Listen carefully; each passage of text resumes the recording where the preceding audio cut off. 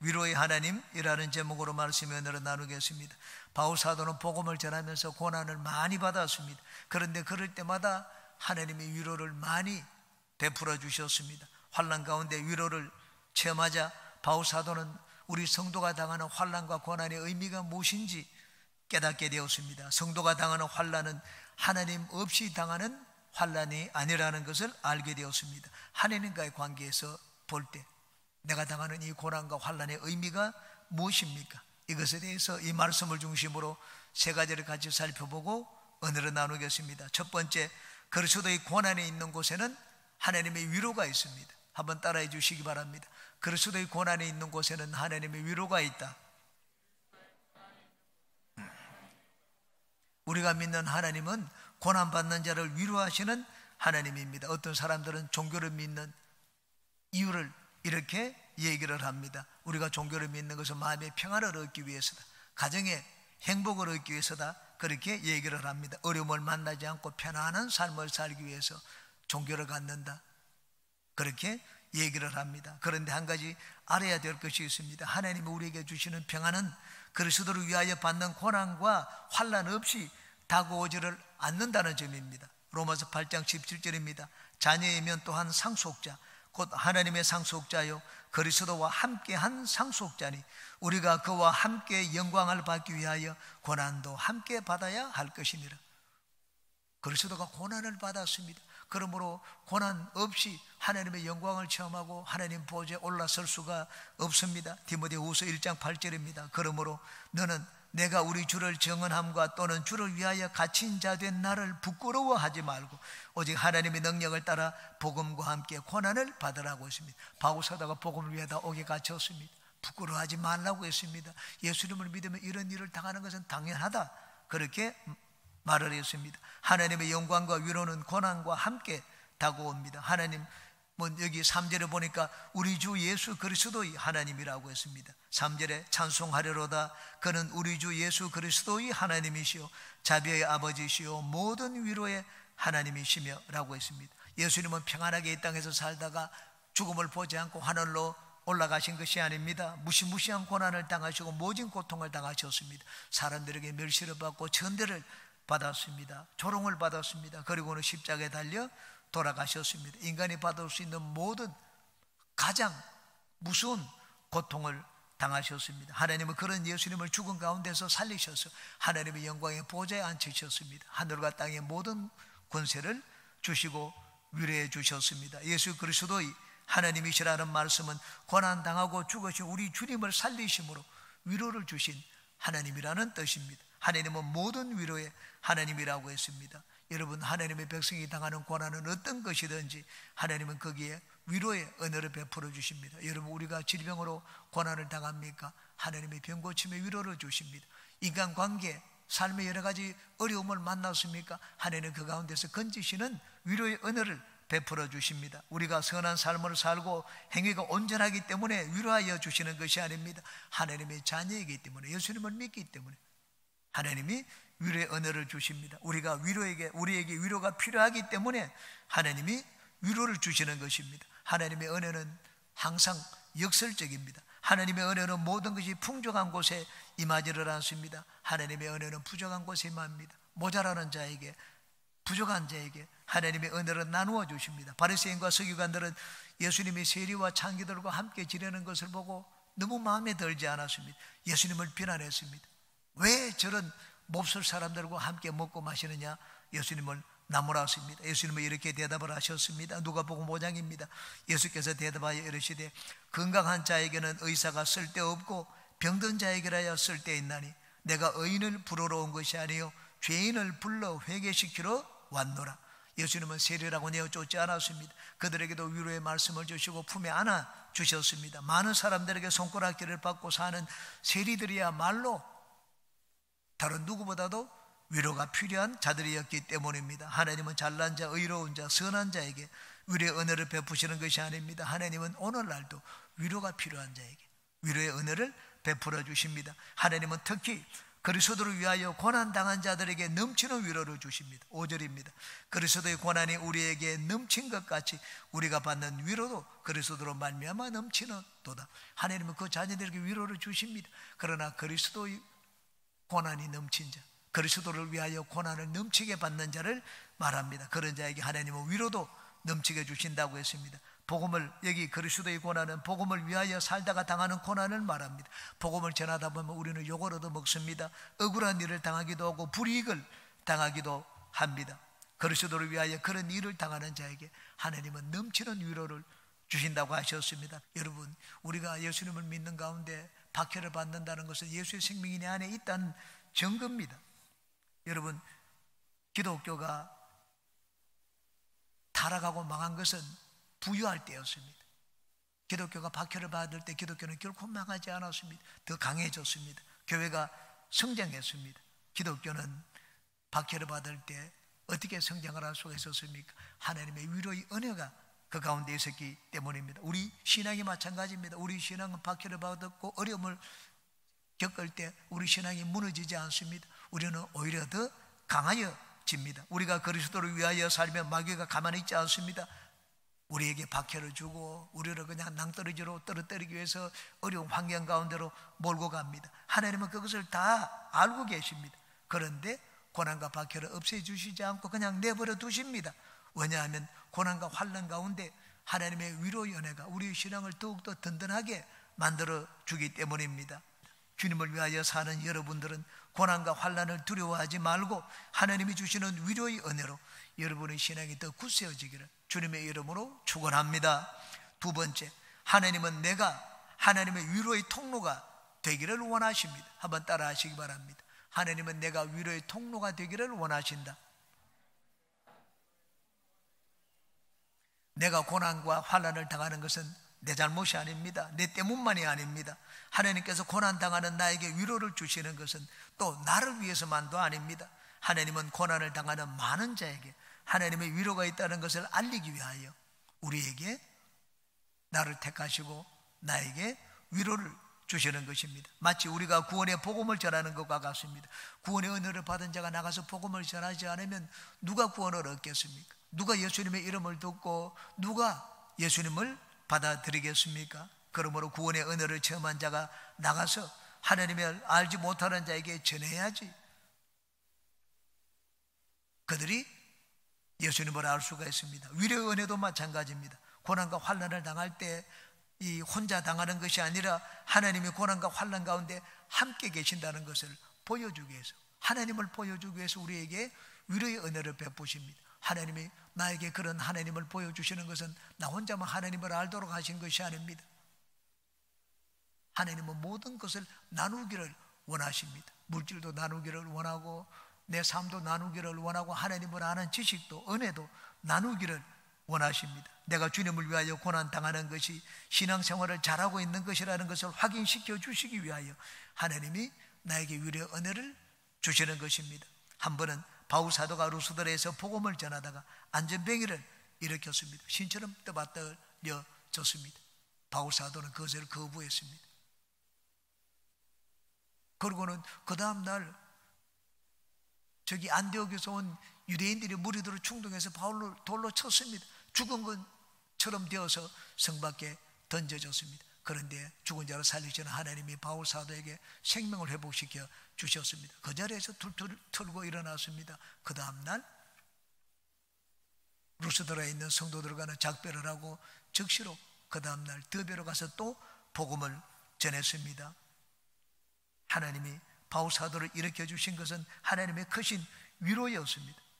루스드라의 제자들이 복음을 위하여 환난 당하는 자를 그냥 내버려 두지 않고 그 손으로 직접 만져서 일으켜 주신다는 것을 다 체험하게 되었습니다. 루스드라 성도의 믿음이 강하게 되었습니다. 바울 사도는 복음을 전하면서 참으로 많은 환난을 당했습니다. 그런데 그 환난에 넘어지지 않고 다시 일어설 수 있도록 하나님이 위로의 은혜를 베풀어 주셨습니다. 하나님이 위로해 주시니 어려움을 당한 것이 오히려 유익한 결과를 가져오게 되었습니다. 하나님이 어떤 분이신지를 알게 되고 하나님이 어떤 일을 하는지를 알게 되었습니다. 바울 사도 곁에서 바울 사도를 보는 자들이 다 하나님을 믿고 신앙의 구석에 되었습니다. 바울 사도가 제일 은혜를 많이 받았을 때가 언제였습니까? 음부로 내려갈 때였습니다. 제일 고난 가운데 임할 때 하나님은 하늘 삼층천에 오르게 하셔서 놀라운 일들을 보게 하셨습니다. 사람이 말로 표현할 수 없는 말을 듣도록 하셨습니다. 이 바울 사도는 삼층천에 올라가 인간이 말로 표현할 수 없는 하나님의 음성을 들었습니다. 언제 그런 음성을 들었습니까? 고난을 많이 받았을 때입니다. 하나님이 왜 고난받는 자에게 위로의 은혜를 주십니까? 다른 많은 고난 당하는 자들에게 위로의 하나님을 전하도록 하시기 위해서입니다. 하나님이 우리에게 주시는 일체의 은혜는 나만을 위한 것이 아닙니다. 전하라고 하나님이 나에게 은혜를 베푸시는 것입니다. 우리가 전하지 않으면 듣는 사람이 없습니다. 듣지 않으면 하나님을 알지를 못합니다. 하나님을 알지 못하면 고난과 환난을 당할 때 믿음의 줄을 놓을 수가 있습니다. 그러므로 먼저 은혜를 받은 자들은 자기가 받은 위로의 은혜를 나누어야 됩니다. 그래야지 다른 사람을 살릴 수가 있습니다. 하나님이 우리에게 위로를 주시는 한 가지 이유입니다. 6절을 보시기 바랍니다. 우리가 환난 당하는 것도 너희가 위로와 구원을 받게 하려는 것이요, 우리가 위로를 받는 것도 너희가 위로를 받게 하려는 것이니 이 위로가 너희 속에 역사하여 우리가 받는 것 같은 고난을 너희도 견디게 하느니라. 먼저 견딘 자들은 다른 사람도 견디게 만들어야 됩니다. 위로의 은혜를 전하면 그들도 내가 견딘 것처럼 견딜 수 있다, 그렇게 말씀을 했습니다. 우리가 전해야 될 하나님의 은혜는 잘 믿으면 복을 받는다 하는 그것이 전부가 아닙니다. 예수님을 믿으면 이제는 고난을 당하기도 합니다. 왜냐하면 우리 안에 예수님이 살아계시기 때문입니다. 예수의 생명이 퍼져나가 마귀의 나라가 무너지는 것을 마귀는 압니다. 그래서 두려워합니다. 하지만 마귀가 결코 예수님을 믿는 하나님의 자녀를 거꾸로 떨어지지 못합니다. 왜냐하면 우리가 안에 예수의 생명이 있고 내가 예수님의 손에 있기 때문입니다. 예수님의 손에 있는 자를 예수님은 결코 놓지 않으십니다. 그리고 하나님이 우리에게 위로의 은혜를 붙들어 주시기 때문입니다. 나는 어쩔 수 없이 예수님에 끌려 신앙생활하는 것이 아닙니다. 내가 예수님의 손을 붙드는 것입니다. 소망을 가지고 예수님의 손을 붙들고 천국까지 신앙생활을 합니다. 위로의 은혜가 있기 때문입니다. 위로의 은혜를 체험한 자들은 고난과 환난을 당하는 자들을 붙들어주고 소망을 심어주는 하나님의 통로가 되시기를 주님의 이름으로 축원합니다. 그러면 왜 하나님께서 처음부터 우리를 마귀의 공격으로부터 지켜주시지 않고 고난과 환난 받는 가운데 내버려 두십니까? 그렇게 하는 이유가 어디 있습니까? 세 번째입니다. 하나님은 의지하는 믿음의 사람으로 만들기 위해서입니다. 한번 따라해 주시기 바랍니다. 하나님만을 의지하는 믿음의 사람으로 만들기 위해서. 8절과 9절을 보시기 바랍니다. 형제들아, 우리가 아시아에서 당한 환난을 너희가 모르기를 원하지 아니하노니 힘에 겹도록 심한 고난을 당하여 살 소망까지 끊어지고 우리는 우리 자신이 사형 선고를 받은 줄 알았으니 이는 우리로 자기를 의지하지 말고 오직 죽은 자를 다시 살리시는 하나님만 의지하게 하심이라. 바울 사도는 에베소에서 살 소망까지 끊어지는 그런 환난을, 무서운 환난을 받았습니다. 앞에 먼저 써보낸 편지 고린도 15장은, 전서 15장은 부활장이라고 합니다. 죽은 자가 다시 살아난다. 바울 사도가 그 부활의 교리를 어떻게 깨달았습니까? 자기의 삶에서 깨달았습니다. 왜? 날마다 자기는 목숨을 하나님 앞에 내어놓고 나가서 복음을 전했습니다. 왜? 오늘 어떻게 죽을지 모를 정도로 그 에베소에서 사람들이 무시무시했기 때문입니다. 고린도전서 15장입니다. 또 어찌하여 우리가 언제나 위험을 무릅쓰리요? 형제들아, 내가 그리스도 예수 우리 주 안에서 가진 바 너희에 대한 나의 자랑을 두고 단언하노니 나는 날마다 죽노라. 어떤 사람들은 바울사도가 날마다 죽는다고 한 것을 바울사도가 날마다 죄에서 죽는다, 늘 회개하고 거룩한 삶을 살았다고 하는데 여기 의미는 그런 의미가 아닙니다. 바울사도가 자랑했을 때는 환난을 당했을 때입니다. 내가 한번 자랑해 볼까? 너희들 가운데 나보다 환난 많이 받은 자 있느냐? 내가 얘기할 테니까 한번 들어보라고 했습니다. 바울사도는 자기의 의로움을 자랑한 적이 없습니다. 바울사도는 자기 그리스도를 위하여 당한 고난을 항상 자랑을 했습니다. 여기 나의 자랑을 두고 바울사도가 단언을 했습니다. 나는 날마다 죽는다고 했습니다. 그러므로 바울사도가 날마다 죽는다는 것은 극심한 환난을 받았다는 말입니다. 그런데 바울사다가 죽음을 무릅쓰고 하루하루 사는데 그때마다 죽지 않았습니다. 왜? 하나님이 날마다 살려주셨기 때문입니다. 어떻게 하나님이 그 환난 당하는 그 환경을 없애주지 않았습니까? 왜 에베소 교회에 편안하게 복음을 전하도록 하지 않았습니까? 바울사도가 더욱더 하나님을 의지하는 믿음의 사람으로 만들기 위해서입니다. 9절을 다시 한번 보시기 바랍니다. 우리는 우리 자신이 사형 선고를 받은 줄 알았으니 이는 우리로 자기를 의지하지 말고 오직 죽은 자를 다시 살리시는 하나님만 의지하게 하심이라.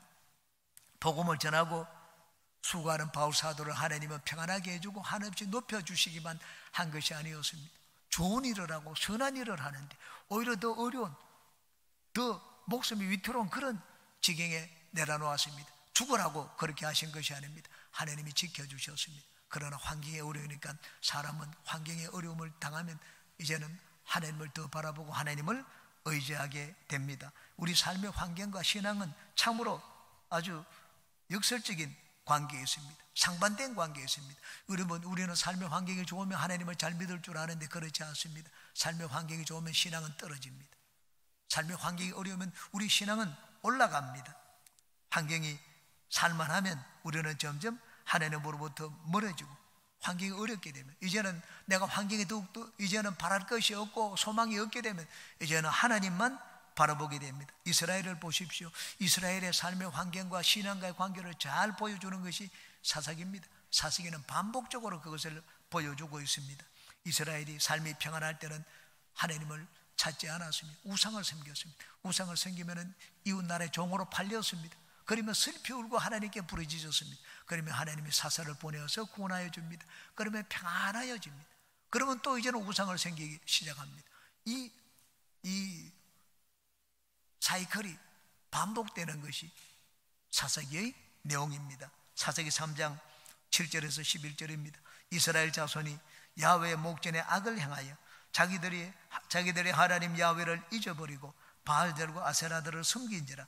야훼께서 이스라엘에게 진노하사 그들을 메소포타미아 왕 구산 리사다임의 손에 파셨으므로 이스라엘 자손이 구산 리사다임을 8년 동안 섬겼더니 이스라엘 자손이 야훼께 부르짖음에 야훼께서 이스라엘 자손을 위하여 한 구원자를 세워 그들을 구원하게 하시니 그는 곧 갈렙의 아우 그나스의 아들 온니엘이라. 야훼의 영이 그에게 임하셨으므로 그가 이스라엘의 사사가 되어 나가서 싸울 때에 야훼께서 메소포타미아 왕 구산 리사다임을 그의 손에 넘겨주시매 온니엘의 손이 구산 리사다임을 이기니라. 그 땅이 평안한 지 40년에 그나스의 아들 온니엘이 죽었더라. 이제 또 그 다음 절에 보면 이스라엘이 야훼의 목전에 또 악을 행했다고 했습니다. 그러자 하나님이 이번에는 모압 왕 에글론에게 팔았습니다. 또 부르짖습니다. 하나님이 또 이번에 사사를 보내서 구원합니다. 그러면 또 평안해집니다. 평안하면 또 하나님과 멀어집니다. 이게 이스라엘의 삶이었습니다. 여러분, 남의 삶이라고 생각하지 마십시오. 우리의 삶이 그렇습니다.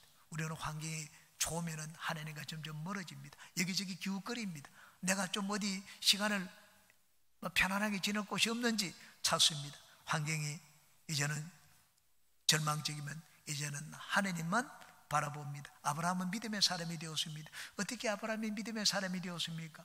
아브라함이 이제는 더 이상 바라볼 것이 없는 절망적인 사람이었기 때문입니다. 아브라함의 믿음을 성경은 이렇게 말씀을 합니다. 아브라함이 로마서 4장입니다. 아브라함이 바랄 수 없는 중에 바라고 믿었으니 이는 내 후손이 이가 되리라 하신 말씀대로 많은 민족의 조상이 되게 하려 하심이라. 아브라함의 믿은 하나님은 죽은 자를 살리시고 없는 자를 있는 것 같이 부르시는 하나님이었습니다. 백세가 되어서 자녀를 낳을 수가 없었습니다. 하나님 자녀를 주겠다고 했습니다. 참 어림도 없는 말씀이었습니다.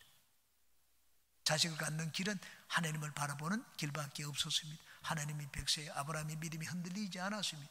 오직 하나님만 바라보았습니다. 왜? 자기에게는 소망이 없었기 때문입니다. 우리가 환경이 좀 괜찮을 때는 그래 내가 한번 해보지 그렇게 말을 합니다. 그러나 환경이 너무 절망적이면 내가 해보겠다는 생각은 엄두가 나지 않습니다. 이제는 하나님만 바라보고 하나님만 의지하자, 그런 태도를 갖게 됩니다. 저는 하나님을 바라보는 믿음이 어디서 나오는지를 저는 아주 많이 체험해 보았습니다. 특히 미국에서 생활을 할 때 저는 많이 체험해 보았습니다. 월세가 이제 눈앞에 다가오고 생활비는 없을 때 진짜 처음에는 뭐 한국에 전화를 합니다. 미국에 아는 사람이 없기 때문에 미국에서는 도움을 구할 곳이 없습니다. 지금을 내가 마음대로 가질 수도 없습니다. 유학생이기 때문에 일을 할 수가 없습니다. 그래서 한국에 전화를 해서 이분한테 부탁을 하고 가족들에게 부탁을 하고 그러면 알아보겠다, 기도해보자, 구해보겠다 그렇게 말하는데 말만 그렇게 하지 실제로는 도움이 되지 않는 경우를 많이 봤습니다. 한 번은 뭐 등록금이 필요한데 그날까지 돈을 마련하지 못했습니다. 그래서 이제는 뭐 하나님 앞에 기도했습니다. 내일이면 등록을 해야 되는데 돈이 없어서 오늘까지 하나님께 기도했습니다. 그런데도 하나님은 뭐 뭔가 보여주시지 않았습니다. 그래서 이제는 다른 방법이 없다. 가서 그냥 사정하자. 한번 살려달라고 사정하자. 사정하겠다 하는 마음으로 막 기도를 많이 하고 이제는 등록 접수처로 찾아갔습니다. 그래서 카운슬러 상담하는 사람을 좀 만나자고 했습니다. 그저 상담하는 사람이 나왔습니다. 내 사정이 이런데 이러저러 해서 지금까지 등록금 못 구했는데 등록금 못 구하면 우리는 미국을 떠나야 된다. 한번 살려달라고 했습니다. 그런데 그 사람이 웃더라고요. 20불 있느냐? 20불은 있다고 했습니다. 그럼 20불 내면 된다. 등록이 된다고 했습니다. 아니 어떻게 20불까지 등록이 되느냐? 3,000불이 넘는데 20불까지 등록이 되느냐? 아니, 미국에는 학교마다 그레이스 피어리드라는 것이 있다. 은혜의 학기라는 것이 있기 때문에 한 번은 외상으로 봐준다고 하더라고요.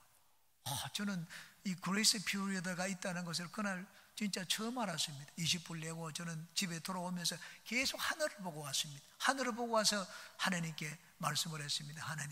하나님은 다 아시는군요. 하나님은 모르시는 것이 없는군요. 저는 하나님이 안 들어주시기 때문에 참 하나님이 무심하다고 생각을 했습니다. 근데 하나님의 길을 다 알고 계셨습니다. 내 경험만 가지고 돈이 없으니 나는 이제는 끝장났다고 생각을 했습니다. 그래서 진짜 하나님만 바라보았는데 나중에는 하늘에서 살 길이 내려왔습니다. 하나님은 때때로 우리가 하나님 아니면 살 길이 없는 그런 환경 가운데 두시기도 합니다. 왜냐하면 우리가 하나님 말을 의지하는 믿음의 사람으로 만드시기 위해서입니다. 하나님은 우리를 천국까지 이끄실 때 하나님의 목적과 목표는 우리를 믿음의 사람으로 만드는 것입니다. 우리가 배불리 잘 먹고 잘 살도록 만드는 것, 그것이 내 신앙의 목표도 아니고 하나님의 계획도 아닙니다. 나를 향한 하나님의 계획은 나를 믿음의 사람으로 만드는 것입니다. 우리를 믿음의 사람으로 만들기 위해서 하나님은 우리에게 말씀을 주셨습니다. 우리를 믿음의 사람으로 만들기 위하여 하나님은 우리에게 성령을 보내주셨습니다. 우리를 믿음의 사람으로 만들기 위해서 하나님은 내 주변의 모든 것을 사용하십니다. 이 사람을 사용하셔 나를 믿음의 사람이 만들기도 하고 또 이런 환경을 사용해서 나를 믿음의 사람으로 만들기도 합니다. 좋은 사람을 만나기도 하시고 때로는 어려운 환경 가운데 두시기도 합니다. 그것은 하나님만 바라보는 믿음의 사람으로 만들기 위한 하나님의 방법입니다. 그러므로 여러분의 인생을 살면서 박해를 받는 환경, 절망적인 환경을 만날 때 죽은 자를 살리시고 절망 가운데 절대 희망이 되시는 예수님만 바라보는 믿음의 사람이 되시기 바랍니다. 예수님이 여러분의 삶의 소망이 되시기 바랍니다. 저와 여러분이 믿는 하나님은 위로의 하나님이십니다. 오직 하나님을만 바라보는 믿음의 사람이 되어서 하나님의 위로의 은혜를 체험해서 어려움을 당하는 많은 사람에게 하나님의 위로를 전하는 은혜의 통로가 되시기를 주님의 이름으로 축원합니다.